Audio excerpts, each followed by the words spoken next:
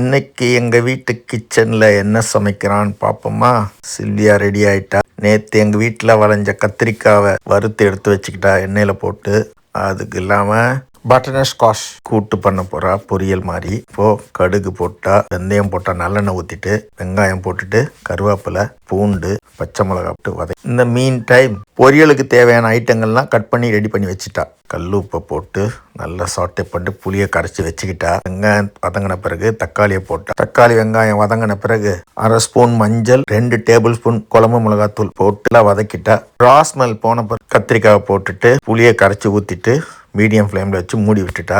அடுத்து ஒரு வானிலையில் எண்ணெய் ஊற்றிட்டு கடுகு உளுந்து போட்டு சீரகம் போட்டு பச்சை மிளகா, காஞ்ச மிளகா, வெங்காயம், கருவேப்பிலை போட்டு வதக்கிட்டு அந்த வெங்காயம் நல்லா வதங்கின பிறகு வெட்டி வச்சிருக்க பட்டர் ஸ்குவாஷை போடுங்க. 1/2 ஸ்பூன் குழம்பு மிளகாத்தூள் போட்டால் உப்பு போட்டு கெட்டில் இருந்த தண்ணியை சுட சுட ஒரு 1/2 கப்பு ஊற்றி மூடி விட்டுட்டா. அந்த மீன் டைம் தேங்காய் திருகி எடுத்துக்கிட்டா.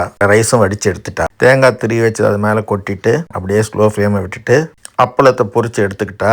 பொரியல் பண்ணும்போதே வெங்காயம் எல்லாம் கட் பண்ணி வச்சுக்கிட்டா. முட்டை ஆம்லேட் போடுறதுக்கு முட்டையை உடச்சி வெங்காயம், பச்சை மிளகா, கொத்தமல்லி, கருவேப்பிலை எல்லாம் போட்டு நல்லா ஒரு விஸ்க் பண்ணி ஆம்லேட்டை போட்டு சூப்பராக எடுத்தா. எல்லாம் முடிக்கிறதுக்குள்ளே கிச்சனை ஃபுல்லாக க்ளீன் பண்ணிட்டு ரெடி பண்ணிட்டா. கிச்சன் வீடியோவை நெக்ஸ்ட் வீடியோவில் போடுறேன், பார்த்து ரசிங்க. இந்த வீடியோ எப்படி இருந்து சொல்லுங்கள். தேங்க்யூ.